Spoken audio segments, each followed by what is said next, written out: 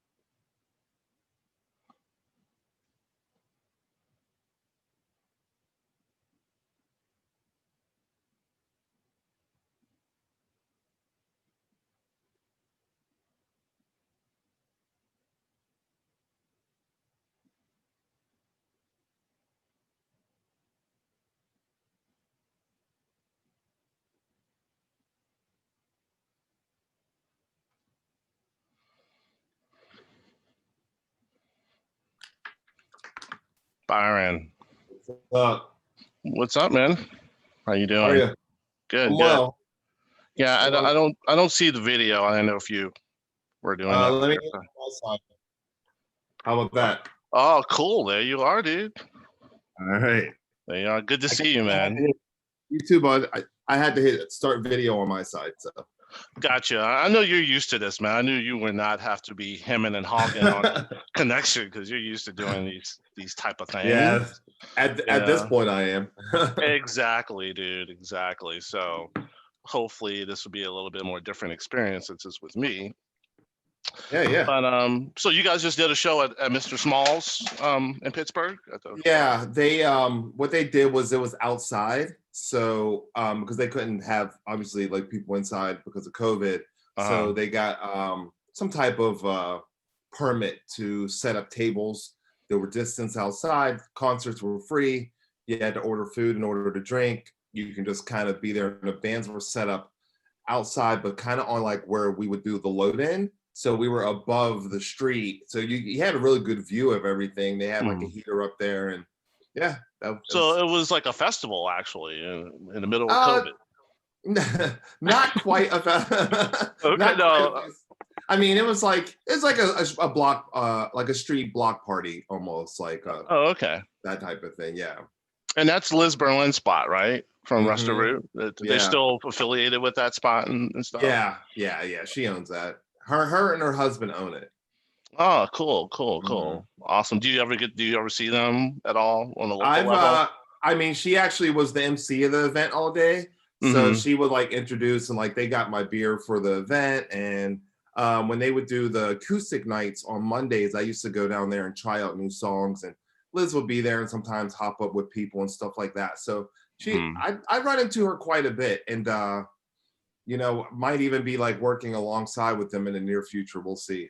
Oh, So that's awesome. That is, yeah, man, that is, man. Hey, what a dream come isn't true that kind of funny, from right? like back in the day, you know what I mean? We used to go to the festivals and see them on stage. Like, I wonder if we ever gonna meet them one day, you know? hmm Yeah. That's cool. Yeah, yeah. So I'm just gonna get into it, man. So, like, as a young African American male in the metal, what do you think were like the pivotal experiences in your life or musicians from that genre that made you gravitate to metal? What do you think that anything that Uh, happened to you in your younger days that kind of hmm. like, or any other musicians from any other genre that might have pointed you towards metal, I think being into metal? honestly, I think the sort of flashy, um, braggy, over the top persona of like hard rock, Mm-hmm. because like back in the day, metal meant different things. Like if you were reading a magazine, you said heavy metal, that meant Scorpions and Twisted Sister, and Right. that wasn't.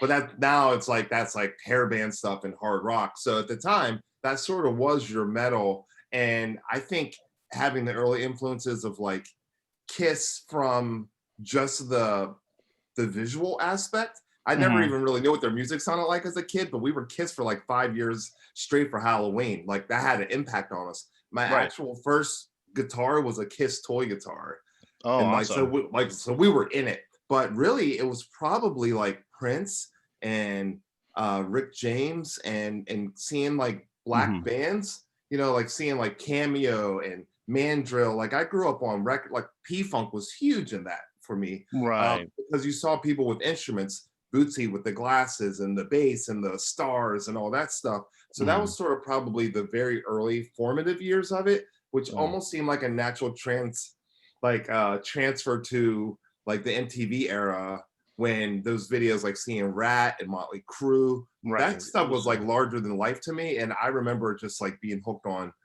It was a very fast switch too. It was like I was listening to Thriller and Purple Rain, and then it was like Motley Crue, and got into Scorpions, and then like got into Iron Maiden, and then Right. once I wasn't afraid of Ozzy, got into Right. Ozzy and stuff like that. So Mm-hmm. that was sort of the beginning, and I think a lot of it was the visual and the energy of it. Right. With Eddie Van Halen's passing, I've really been going through a lot of Van Halen music, and I realized Mm. I didn't really know their music that well. I just knew the hits Yeah. because they were so big on MTV, and if you Mm. didn't have money to go buy records, you only knew the songs that were out unless you had it recorded from your friend. So I'm Mm-hmm. like on these like I have all of it on vinyl now, but I'm going off these deep tracks like, oh my God, how did I like not know this? you know? Dude, especially like the David Lee Roth years, and I think I Oh, sent you a link from like the Cap Center back in the '80s, mm-hmm. and like it was like the specific Eddie Van Halen guitar solo. It was just really insane, like stuff he was Yeah. doing back in those days. And it's So weird that you bring up like soul artists in regards to like what they were wearing, because Patti LaBelle, I heard her in the interview saying that the same people that were designing their outfits were designing Kiss's outfits back yeah, in the day. I'm talking like it's very true. Early LaBelle Mm-hmm. days. It was Yeah, it's very very true. reminiscent. You know what I mean? And Oh yeah, she had kind of like the Ace Frehley style outfit. That was yeah, part of hers. So yeah, and yeah, and that was really impactful to me. Like seeing black instrumentation, like yeah. that only became not normal later when it became about groups. It wasn't about bands. Hmm. But like we had as black artists and fans, we had black bands a long time in the 70s, and Right. then like it kind of really tapered off in the 80s. And then you kind of didn't see it like for a Hmm. long time. Hmm. But so I think P Funk probably had the biggest impact as far as like all of Oh, it in one for me early, because they would almost seem like they were like the Black Kiss. And if you got to see footage of their shows, Earth, Wind, and Fire, like they were doing a spinning drum set before Motley Crue was doing it. So these bands were mm. spending all this money on these big shows and stuff. And if you get to see little clips of that, that sort of like set me up for like over the top arena rock shows. And I Right. just really loved the energy of it. And I gravitated towards guitar because of it. There you go. That's cool, man. Yeah, that's a great reference there. I didn't know about the Earth, Wind, and Fire joint with Oh yeah. spinning drum set. I Uh-huh. didn't know about that. Yeah. Wow. So like as a parallel to hip hop, you know how like like Jay-Z or Nas, they'll be like, hey, we had challenging childhoods. Do you feel like as a child, like with your experiences, that gave you the fuel to go harder as a creative type because of like maybe things that you went through as in your younger days? Because they'll be like a old school hip hop cat will be like, hey, I came from the concrete, or rose in the concrete, or Right. whatever. You know what I mean? Do you Hmm. feel like people that have those like really harder experiences go harder at their craft later in life when they would decide to do whatever they want to do? I mean, not to be stereotypical, but sorta, Right. I think part of it comes from when you don't have anything, you kind of don't know what you don't have. And, Right. when people, see basketball players and sports figures, African American rappers and stuff like that, when they're balling out, when they get money, it's because they didn't have it. And so there's like, it's like a celebration of it. But Hmm. part of the work ethic behind it is because we probably grew up seeing our moms with 2, 3 jobs or working midnight shifts, and Totally. seeing your mom for 15 minutes when you get home from school because they're going back to work.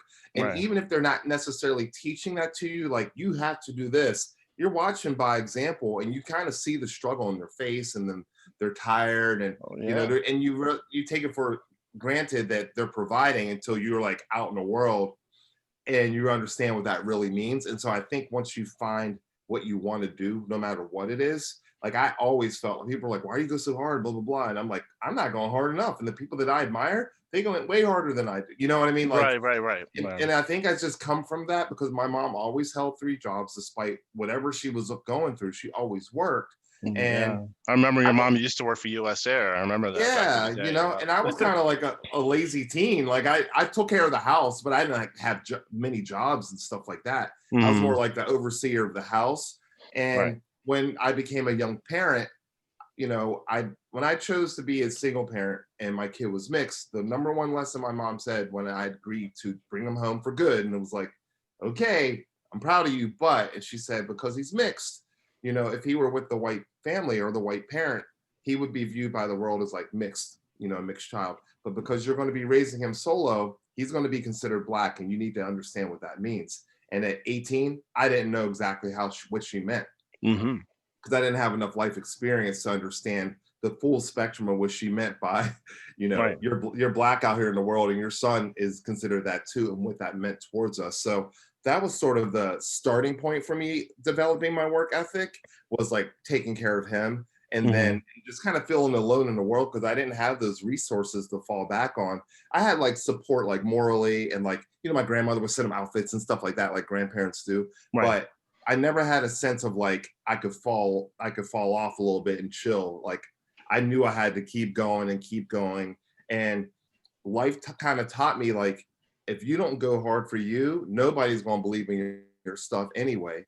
So And true. you can't be mad at them for not believing in you if you're not showing them, and even if And you are going hard, it still doesn't mean they're going to believe in that's you. right. So you just got to go get it. And And once just I do it. Yeah. yeah, and Mhm. the thing is, I try to tell a lot of friends and like clients and stuff now, don't be afraid to fail. Like the failure is in not trying. Like give it Mhm. a whirl. Like my first show, man, I mean, I couldn't sing, I couldn't play, but I Mhm. did it anyway, right? And it was like, and that's okay because that's how you get better. Nobody just comes out the gate just, yeah, there might be a couple people who are like Killing decent, it. Right. you know what I mean? But you see a lot more of that now because it's like they're raised on the internet and can do lessons online. But I mean, just like in general in life, even if you're like a somewhat talented athlete, you still have to work to be great.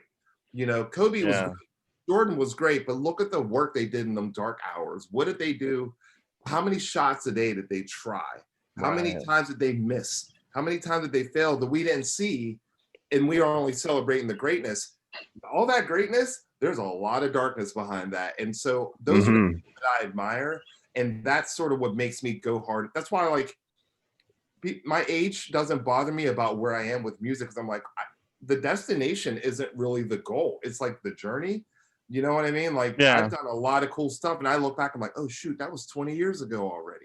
All You know? right. I attributed what you're saying to this because I had done a couple of these and I just kind of had them backlogged, scared to release it. You know what I Mhm. mean? And then 2 or 3 years later I just woke up and just started posting. You know what I mean? It's just like, if you don't go out, if you don't jump off the bridge, scared about what other people are going to think, thinking that you're not good at it, what I mean, it's never ever going to happen. And like you said in the beginning, it's not going to be effortlessly. So that's why I'm reaching No. out to to people that I know, you Yeah. know what I mean, to try to just kind of give it a trial spin, and Well, see where and it goes with it. and maybe it's not even a trial. Maybe it's just a matter of like each time you do it, you get better. Absolutely.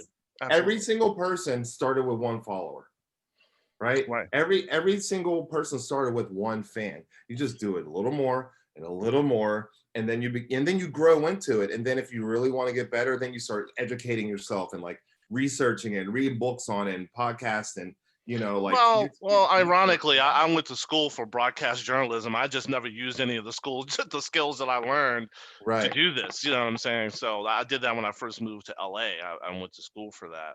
Nice. So like I noticed you're really into like discipline and drive, right? So Hmm. was there something that made you like something life changing that happened in your career to implement discipline and drive more into what you're doing, and not just in music, but just like everything that you're doing? Is there's I think something that was there a turning point that I said, think the "Hey, turning point might have been when I started working at the Rock and Roll Reporter.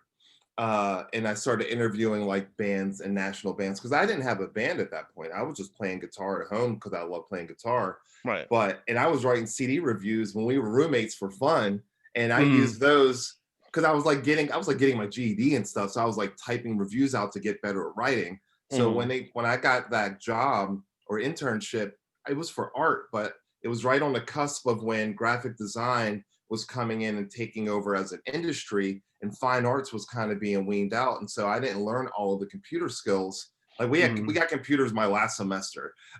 And then I was like out in the world and people were like, so what are your computer skills? And I'm like, what?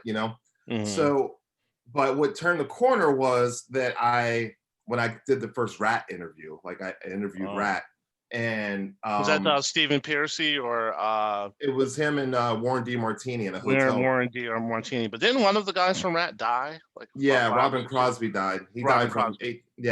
through HIV through heroin use.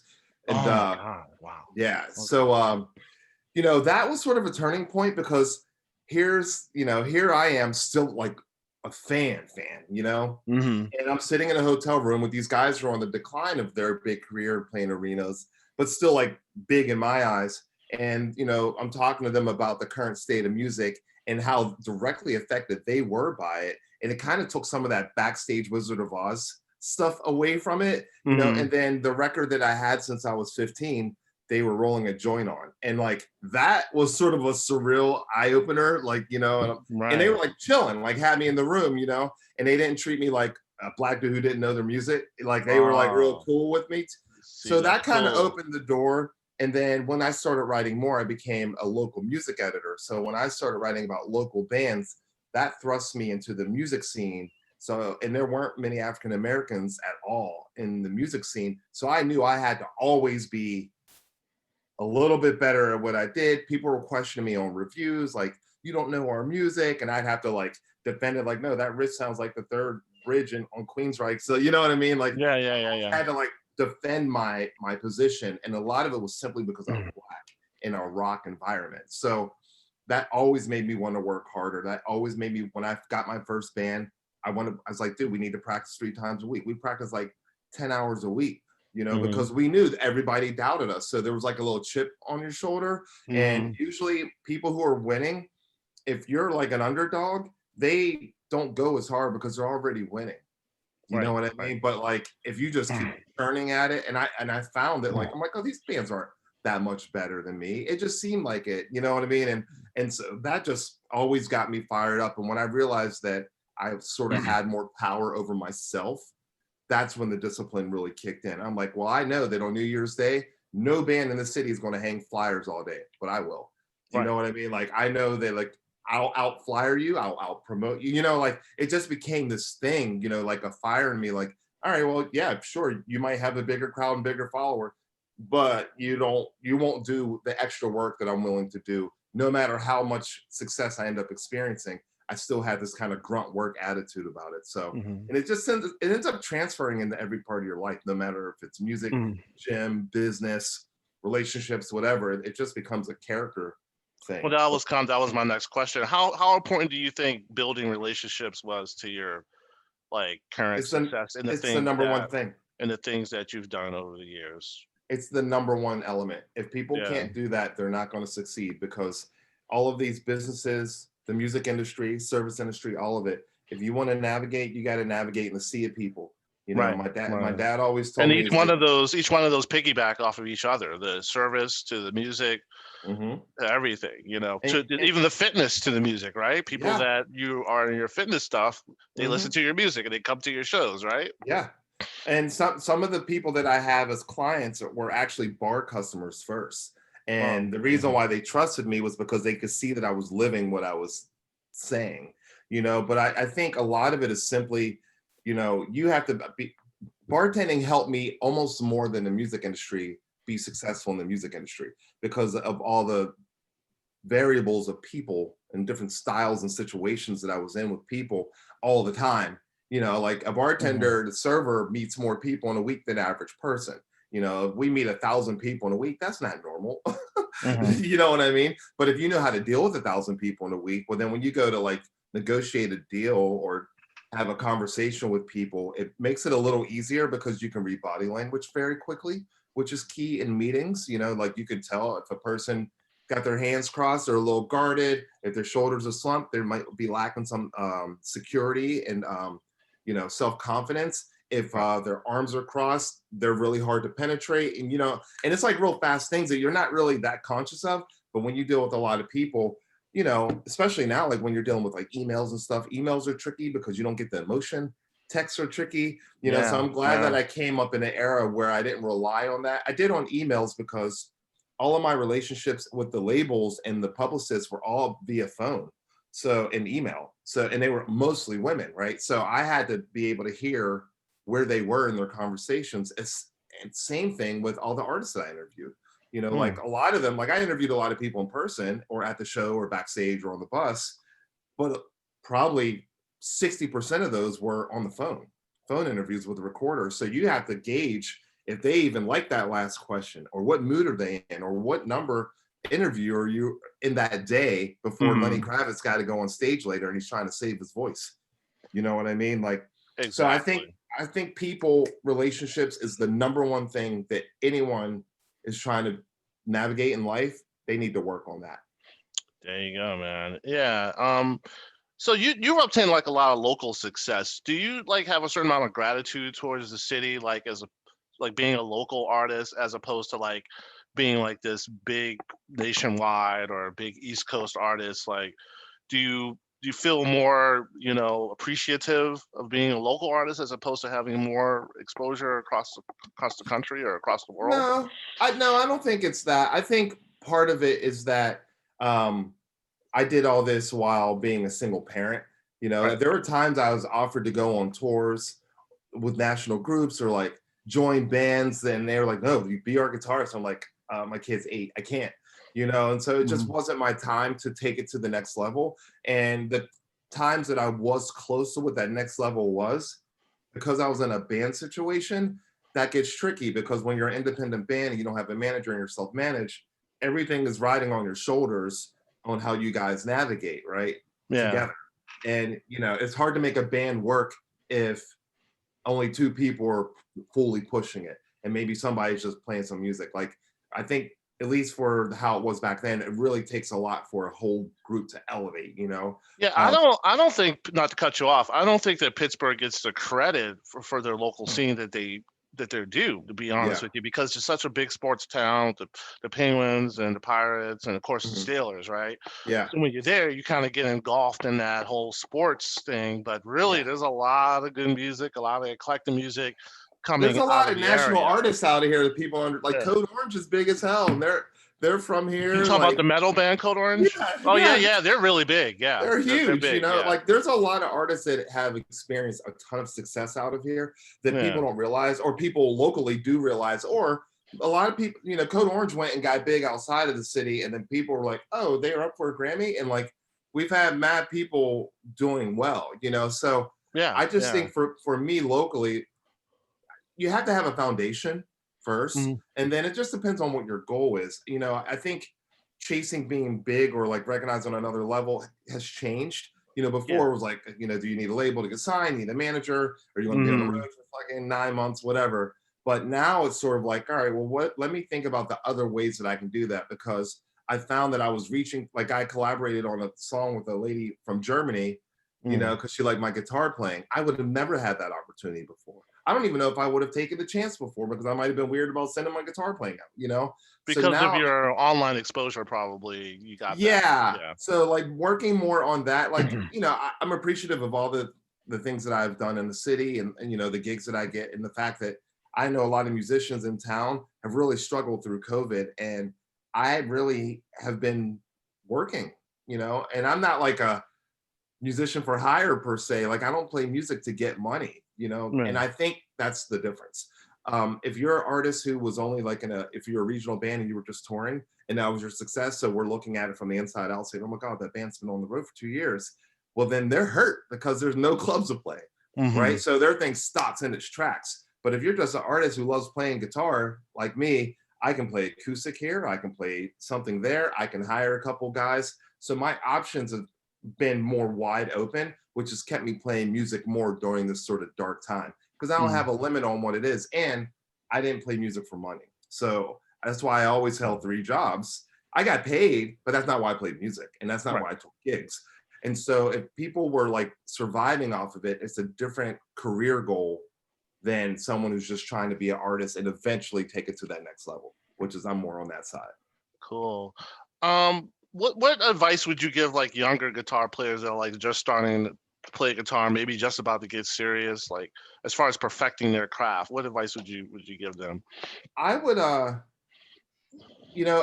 felt like I made my biggest advancements when I just was dead on solo practice. Not practicing solos, but playing by myself. And just like, because I got away from it once I was in bands and I was really busy and gigging all the time, I actually played less guitar the busier and more shows I had because I was doing all the business and the promotion and all that stuff. But I mean, like sitting down and just really working it out, Hmm. hour after hour. And it doesn't have to be like 9 hour sessions all the time, but it needs to be consistent because that's how you find your voice. Hmm. And you know, you can Do see it you think online. that if you play acoustic, that upgrades your chops on electric? I think if you play acoustic, you become a truer guitar player in the Hmm. sense that because that's how I learned. Even though I'd started on electric, my real learning was initially on acoustic. It's Yeah. harder, it's much harder to play because it's kind of like learning violin. You can't advance until you get past the physical dexterity part first.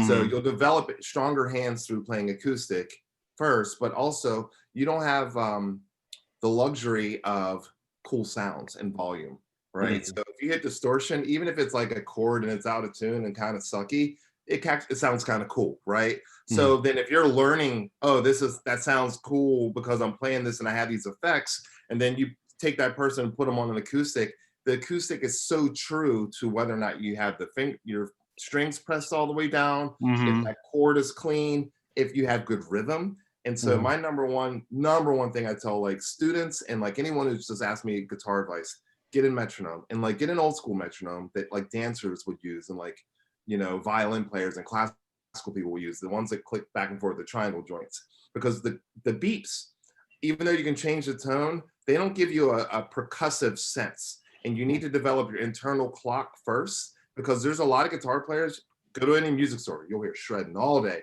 And someone who don't know better, they'll be like, "Oh man, that dude's really good." And I usually am like, "Yeah, but I can tell his rhythm sucks." And so you can shred all day, but if you can't hold 2 chords for 30 seconds and not be off beat, you got to go back to the drawing board. Like let's try to play a Tom Petty song and see how hard it is, even though it's really simple.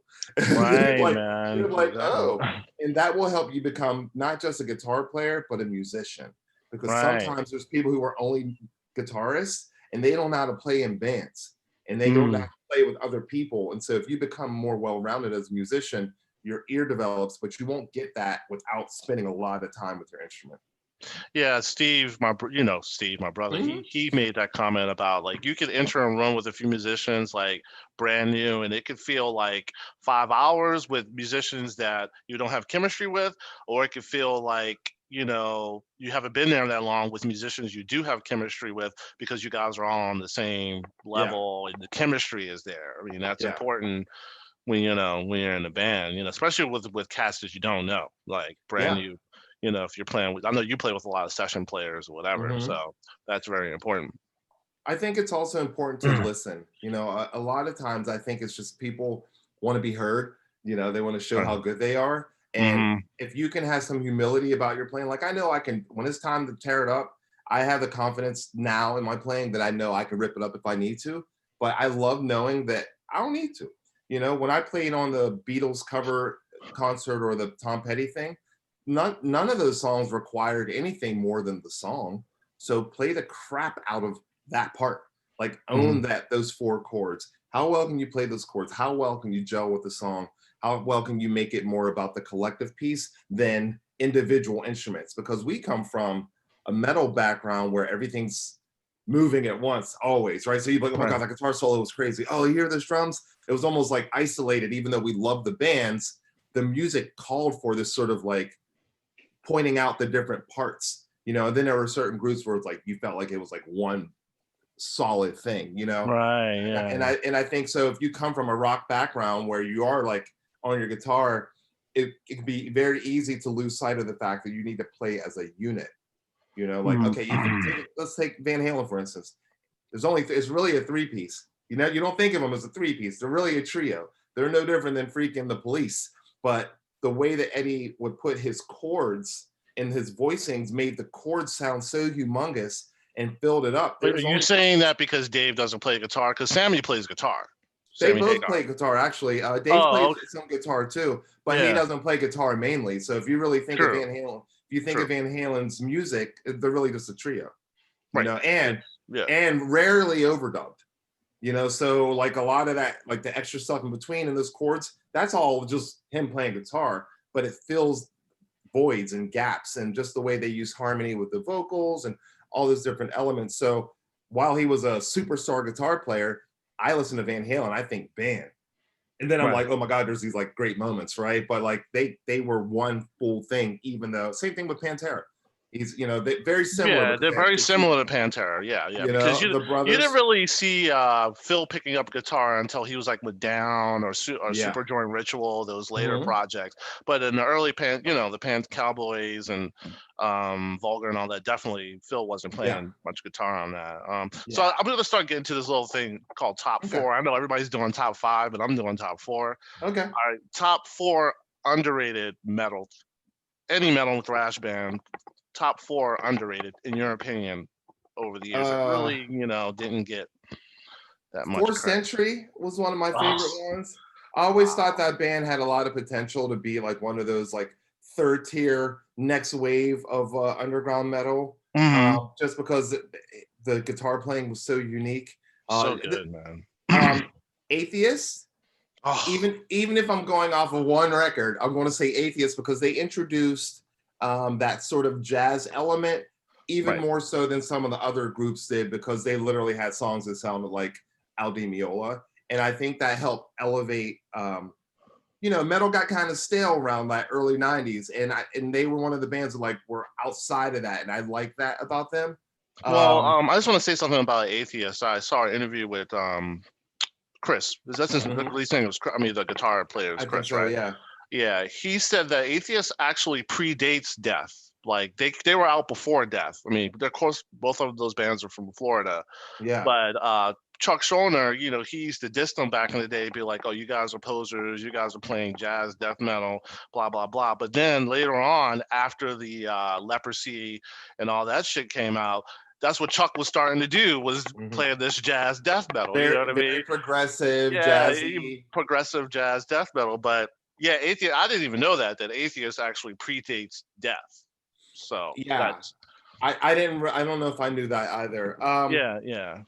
Let's see. I didn't mean to get you off. No, track. It's all good. Two more underrated thrash metal bands.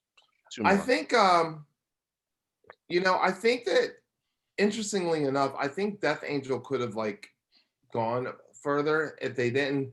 I mean, what a mishap in their lives that, that bus, they had the bus accident, and then like Alice in Chains got chosen for the tour, which really, if Alice in Chains wasn't on that tour, I don't know if they would have maybe been as lucky at the timing factor of how big they got, because they were with the three biggest metal bands on the planet. Oh, you're talking about Clash of the Titans, right? Yeah, because that was supposed to be Death Angel. But they had the bus accident. And so I felt like where they were taking it on Act 3 was what it was like, really in the direction of where all the groups that were mixing funk and jazz, and you know what I mean? Like they had some other elements that I thought were going to like make it into their music, probably next record, if they didn't have that big pause. And I think to jump ahead, maybe Candaria doesn't get I don't know if they get enough credit for the musicality that they brought to the table when they were doing it. Yeah, and Again, just they were just pre-van accident, you know. doing different stuff. As weird as you brought up Canberra, because I was talking to my boy Speedy Kevin about them, because we had saw them with King Diamond, and we were just saying what a sick lineup that was. It was Canberra and King Diamond. Like, who would have thought to ever put that tour together? So, top four guitar virtuosos. Ooh. Four, just four, homie. In rock, in like rock metal. Yeah, it doesn't. Well, it could be. It doesn't have to be rock, bro. It could be jazz. Well, when I say virtuoso, it doesn't matter, bro. It doesn't matter. Virtuoso. Well, because there's like great guitarists, but then there's like virtuosos. Yeah. Well, just say top four guitars. Period. That way we're not leaving out like Eddie Hazel or anybody. Like, Okay. I'll say this. Here's my top four most influential guitarists, and it's changed. So I'll say Hendrix because you have to give him credit for what he did with the instrument that made everybody else say, I want to play guitar different. And that's huge. So if you had to look at the pinnacles of when guitar changed, it would be Hendrix, and then it would be Eddie Van Halen. People want to say Randy Rhoads, but Randy didn't fully change the game the way that they were kind of neck and neck, but Eddie was out first because they were out in the 70s, right? Right. So he kind of changed how people even viewed guitar. A whole fucking genre came off of Eddie doing tapping, right? Like nobody was doing that technique. And it happened in jazz a little bit, but not to the degree of what he did.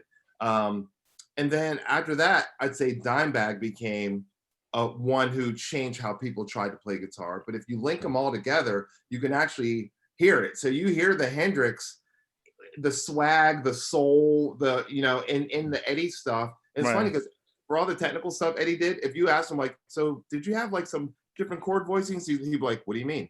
Like he just was like, he was almost dumb about music because he was so brilliant about music. And then, so with Dime changed how people approach rhythm. He kind of brought back the shredder in, kind of guitar hero thing. Since him, I got to give it to Vi. I'll throw it out there for Vi because he's been around and he's still relevant as a guitar player who incorporates a lot of what all those guys have. Right. He can do what all those guys did too. And he's in his late 50s, early 60s, still playing, still bringing people on, always putting people on. And I like that about him. Like you would see a black bass player in Vi's band, he would bring a new singer in on this record. Right. He reminded me of like how Stevie Wonder was always. He worked with Devin Townsend too, right? On that exactly on that. Who was a monster. And he's a monster, right? Jesus Christ. I'd say like of the new school, Tosin Abasi's probably one of the leaders of the new school. Of that Animals. That next style of just really kind of technical shredder playing, where cats are just like on otherworldly with it, Yeah. And obviously there's a gazillion in between that, but I'm looking at pivotal. To condense it, yeah. Well, if you look at when guitar changed, you could say Yngwie because Yngwie is great, but Yngwie has one niche. He never played anything different than what he played. These guys at least, and he has a voice, and I love Yngwie, but it was still a very like kind of narrow niche that he just sort of cornered, and he didn't ever have to change. Right.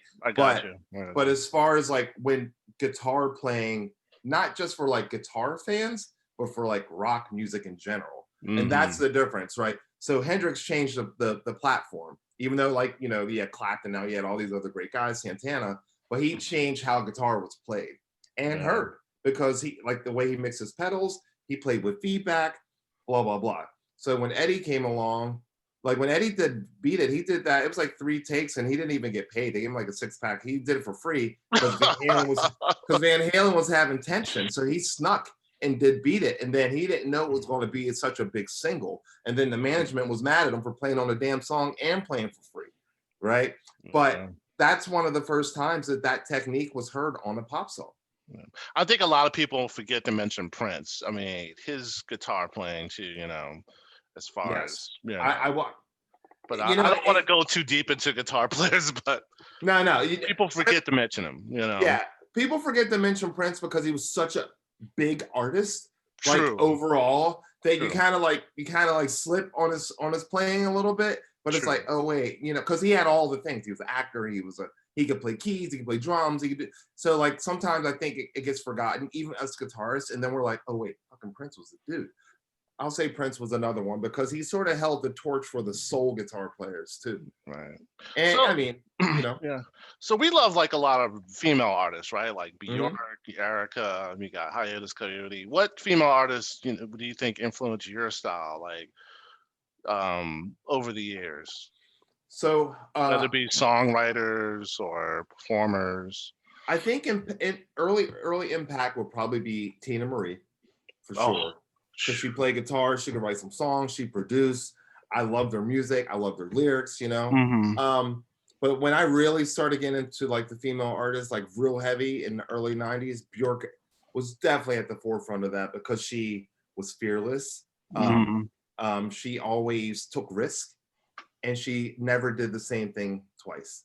And that's brave. That's like pretty brave. A lot of artists Bjork. they get, yeah, Bjork for Oh, sure. Tori Amos was a big one for me because she got me into piano playing, but she also got me into lyrics that were like deeper, where I'm like, well, what the hell does that mean? And then it starts mm-hmm. to mean something different for me, because of how she wrote it. And she was very colorful and vivid in the way that her writing style was lyrically, and Yeah. her metaphors. So that was like an eye opener for me because I was like writing poetry and stuff at that time. So that Right. really had a lot of impact.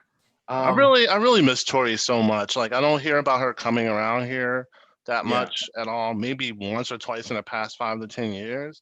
yeah, But I miss her stuff, especially the Boys for Pele, the Little yeah. Earthquakes, that stuff, man. It's so And, good too. and then I'll say like on the soul tip, so my favorite singer is Ella Fitzgerald, like Mm. hands down, because just She was a because of the scatter. music. She was a scatterer, right? She was She was, but one it of was the more. first Yes, scatters. yeah. Yeah. And it's funny. I actually learned about her in science class in fourth grade because she had shattered a wine glass with her voice, like the vibrations of her voice, and I never Wow. knew that like sound could do that, and I always found that so interesting.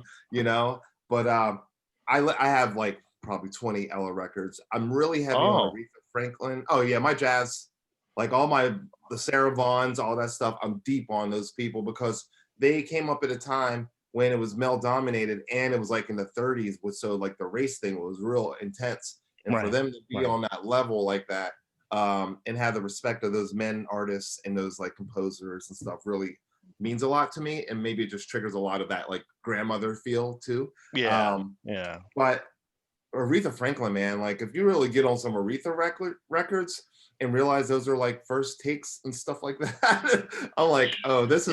that's singing. I She's a picked up singer. right when she passed away. I picked up this Aretha box set. It was like $8, and there's like 6 CDs of Aretha.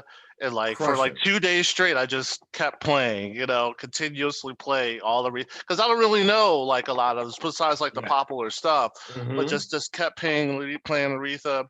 And you know what? I heard she did like this gospel album that was really really good that you might want Yeah. to check. I don't know if you have it in your collection, but it's like her with like this gospel choir in the '60s. Really, I really have it. good. I have it. I have it. Yeah, Yeah. So all really, that really early good. Aretha stuff has really been impactful for me now, Hmm. and I just tend to lean towards like female artists and like their perspective of it, because everything's so Hmm. kind of male dominated and you always hear like the man side. And I like their Sure. delivery against the music, especially those artists to like they had to be like instrumentalists almost. They had to be like as good as the musicians to sing over that stuff, Yeah. and they're working Yeah. with composers and knowing the key changes and things like that. So, a lot of the early jazz singers I'm really a fan of, and what they stood for those times, what that means for what I'm able to do as a Black artist now, Hmm. you know? Yeah. So like let's talk about like the sickest lineup, like concert lineups you remember from back in the day. What give me 3 lineups that like stand out, 3 or 4 lineups that stand up that you remember, and we were like I remember the sauce when we saw Sausage. Remember, I think it was Yeah. Sausage and 311 and Henry Rollins. Hmm. I thought that lineup was ridiculous. That was Whenever a that, that was like when music was really doing some cool stuff because a lot of bands had subsidiary bands. Do you know what I yeah, mean? and for people that might hear this, Sausage was one of Les Claypool's one of his many side groups. It but was really, really good. super alternative, but not in the sense that people think of alternative music like Smashing Yeah. Pumpkins alternative. It was like undergroundy. Like you had to be a fan to even know what was up, Right, and I really like that. I think the Forbidden Death Angel and violence, right? and Violence show that was like, come on, man. That was great. It was in this tiny, shitty little club and wherever in Baltimore and outskirts of Baltimore. That was Yeah. like thrash at its finest. That's because we were lucky enough to get into clubs that we weren't allowed to get into to Mm. see. I think the Painter's Mill, Exodus Pantera, and Oh, Suicidal Tendencies was pretty epic. man, that was sick, dude. That's pure Because violence. That was pure they, thrash violence. they had us in the seats, and people were just trying to do the pit on top of the seats that don't move. So, if you were It's lucky to crazy. be in the pit, you can be in the floor, but if you're on the seats, you can't, mosh in the seat. That pit was questionable. I didn't know if I wanted to be in that pit. Like, Yeah, it was pretty scary. And that goes into my next question. What the sickest pits that you remember? Like the ones where you thought that you might not, like for me, I remember Slayer and Hammerjacks. Like that one that scared. That was was the first time I pretty was scared. scary. That was the first Yeah. time I was scared because I think we had been around pits before, but I Yeah. never felt a pit that I felt like I didn't have control over whether or not I was going to be in it. You know what I mean? Like you could be right on the outskirts of it, and then all of a sudden you're in it, and you're like, "What happened?" Because it would just Right. move, and they push you in, and you're like, "I'm seeing people getting pulled out bloody," and I'm like, "I don't want to parts of this. I want no parts of that." Yeah. I remember being in. There was one pit you and I were in, and it was like a Pittsburgh show or something where Yeah. it was out at what was that place out in Penn Hills we used to go to and see all the thrash shows. Oh, City It was Limits. City Limits. It was something out there. I Mhm. don't know if it was Death. I think it was Death. I think we saw Death out there. It Yeah. might have been that. I remember seeing But really, that. all the real pits where we threw down, they were always Baltimore. They were always Yeah. like, The real you know what I throwdown. mean? Because DC, Baltimore. Yeah. because it was old school. Because like it wasn't like a jump up and down thing. It was like elbows and knees and groove, and the Yeah. culture of the pit was different. Yeah. There were, there was a Pantera pit I was in at at Star Lake. Oh, I was a little nervous. which tour was that? Was that It was Far Beyond Driven. Oh yeah, so it was Pantera and Biohazard. Yeah, and Sepultura. Oh. And the reason why I was nervous was because these guys, you could tell that like it was big country ass, like Ohio, West Virginia, PA boys out there with flags and shit. And I was just like, oh, but I'm not getting in the pit because of you. But I like it, you had to stay conscious being a black person in these pits. We were crazy going to them pits like that. Because Yeah, totally. I mean, but I think on the flip side, they were kind of like, well, if they're in this pit, I kind of don't want to fuck with them because they crazy for being in it. And we threw down. So like you were like the tornado dude with the elbows that would like take cats out, and I would just like stomp them. Yeah, you know what I mean? Yeah. Like, but we held our own in the pit, So oh yeah. I'm kind of running out of time, but like finally, I just want to talk about like festival bands. Like I know like bands like Fish and Widespread Panic and like all the festival bands that we might have seen over the years, and even seeing like Dave Matthews back in the day and AJ Palumbo, and like how really, really influential that was. Like, what do you get from like festival bands and like how and like that time in your life where you were like really into that type of music, like Hypnotic Clambake and I mean, those honestly, bands that would go on for hours and hours with the intermission, that type of thing. I mean, if anything, those bands kind of probably influenced me to become a guitar player professionally more than any other groups, because people didn't go to those shows for how they looked. They didn't go to those shows for nothing more than the music and maybe the light show, and so the culture that was built around the music, that's why it felt like a natural progression for me from metal to that, because metal was about the culture too and about the music. Yeah, there were some cool things around it, but we like loved fucking music no matter what. Right. That's how those people were. They followed that stuff and they created an actual scene that was like worldwide. I was attracted to that. And I like the fact that like in order to listen, because metal is like mostly instrumental music. You got vocals, but it's long, right? So a song will go for a minute and a half before you even hear the first freaking lyric, right? So as metal listeners, we were used to hearing very much so like classical, all this instrumental music. It was sort of the same thing with jam band music. It Yeah. was like, oh, okay, there's a little bit of vocals in there, and there's a lot of music. And so for me, it wasn't like that hard of a jump to that. And being able to like get familiar with other instruments and different tones and different like ways of doing things. And there still was like the complexity with time signatures. There was all these Right. things, and there was this crowd interaction, and the fact that people were like, hey, man, no, dude, you know, they didn't play this since like 94. And I'm like, oh, like the culture of knowing the music and kind of like cataloging it and really being like caring about it on that level. It just made sense for Well, me.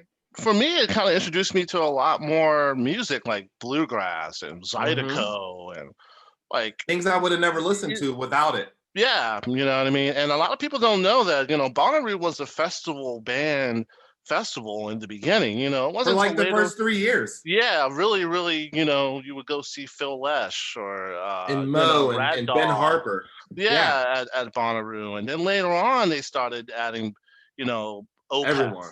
You Hmm. know, you could go see Yeah, Opeth at Tool, Bonnaroo you and know. Tool. You know what I mean? It started expanding the range and stuff like that, dude. But yeah, man, this was cool. I mean, I hope this was cool, for you. It I'm was. sure asked some maybe questions maybe other people didn't ask, possibly. So It's all good. I'm glad to talk about it, man. I appreciate yeah, it. yeah, man. You Keep it have going, man. Keep it going. and I'll send you a copy, Okay. of the audio, man. I appreciate it, man. You have a good All right. one. You too. Have a good day. All right, bro. See you.